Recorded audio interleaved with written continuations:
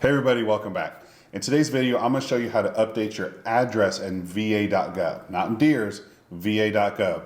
Let me show you how. Now we're on awesome Google because that is what the government wants us to use.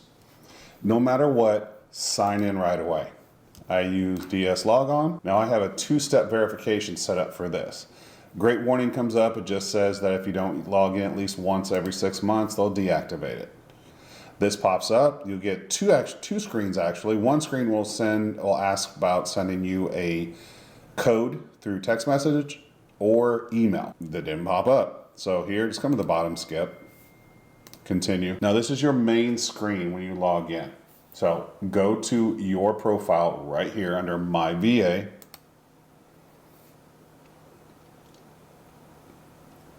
This is where you can update a lot of stuff. So this is my full name. Yes, my middle name's Murray. The year I was born. And then preferred name. I like being called Tony instead of Anthony. Well, it also depends on what country I'm in. Come over here to contact information. Here is your email address. Excuse me. Address, not email address. Address. Mailing address and home.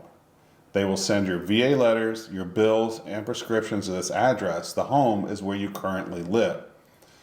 You might have somebody that takes care of you. Well, they send all the information to them. Or your kids, you want them to receive everything so they're up to date on it if they're helping you. You send that all to them, to that mailing address. Can't speak today. Then home is where you currently live. Self-explanatory, where you live. This is where you change it all in there. Now if you come to the bottom, you will see where you can change your phone number, add your work number, put your mobile number in there, and your email address. I said email address earlier instead of address. This site here is just where you update it, and probably in the next 2 administrations that we vote in, we'll change it again. It's just constantly updated. It's government stuff. Thank you guys for watching. I appreciate it. Hit that subscribe button, that like button if this helped you out, hit that notification button. But the most important thing is get this information out to other veterans.